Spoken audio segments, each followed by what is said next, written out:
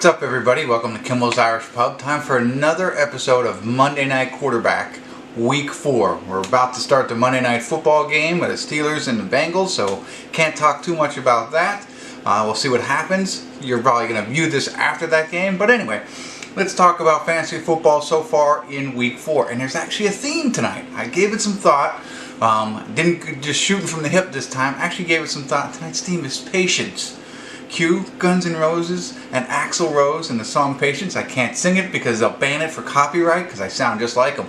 But enough about that. That's what it's all about patience in two different ways. Well, how do you mean? Well, I'm glad you asked. Patience, for me, thinking about it, back in the draft. Can you believe it's Week 4 real quick? And next week, there's going to be buys. We're already into the bye weeks. I just remember drafting. It felt like yesterday I was drafting, and here we are going to head into bye weeks next week. Oh, which causes a whole different problem. But anyway, patience when I was drafting. How do you mean? Well, I waited. Winston.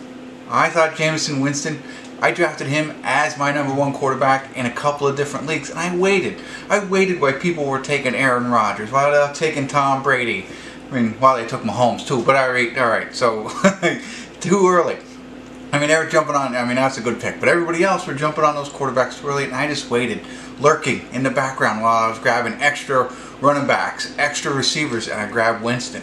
And at first it didn't look too good, but looks like it's starting to pay off now. He looks like Arians is actually going to happen. So there's a little bit of patience there. In the same regard, tight end. Tight end was another position I waited on. While people were going after Zach Ertz and Ingram and everybody else, besides Kelsey. Alright, there's always the top guy, always the Chiefs. But anyway, everybody else is jumping on these different guys. Hunter, and I'm waiting in the wings. Hooper, I have Hooper in every league. And I just waited on him, got him patience. It's a virtue, especially in drafting. Now, here we are in Week 4 of the season, and I'm not displaying that same type of patience. For instance, Winston, not having the greatest year. I'm out there, I'm looking in the waiver wire, and of course, I pick up the hottest waiver pick, Daniel Jones, Danny Dimes, and I'm thinking, man, he's going to blow it up this week. He had a great week last week, so I bench Winston, and I start Jones, because I lack patience, right? Who else is doing that? Mike Evans is another one. Look at how the first two games, like, what? Now, of course, I didn't bench him. Week 3, he had a big game.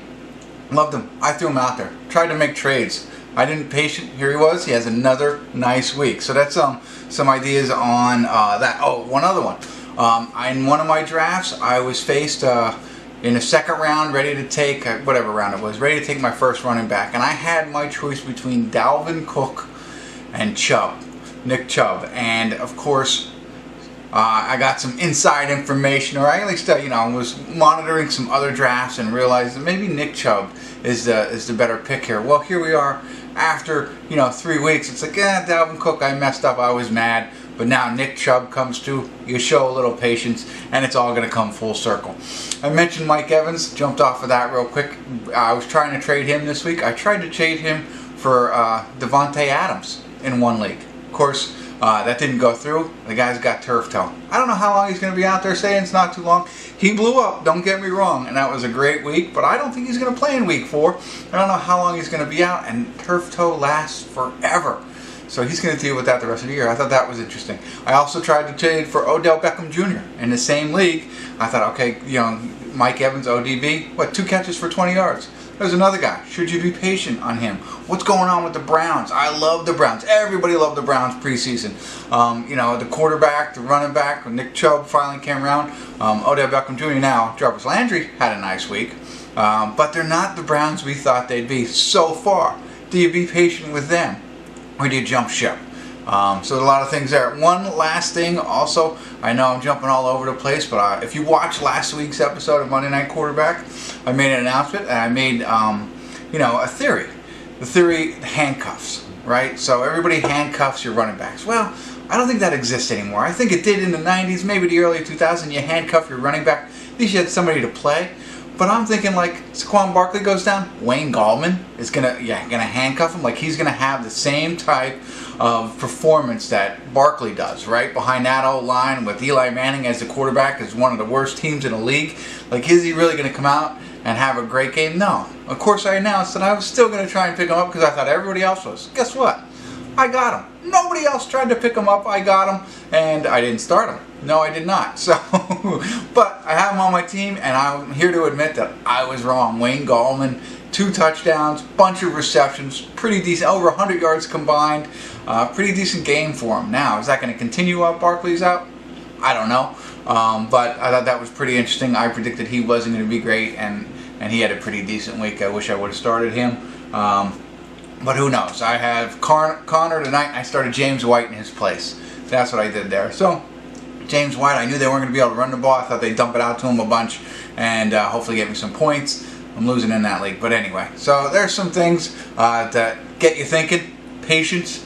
I don't have a lot of patience. I load up on all these players, but then I only have one kicker, one defense, and at time, and a tight end, if somebody gets hurt, you gotta quick jump somebody or drop somebody, and it's like people like Anthony Miller is one. Okay, Anthony Miller, you gotta drop. I mean, this guy's invisible. But Devontae Parker is another one I had. I'm ready to jump ship on him. He scored a touchdown.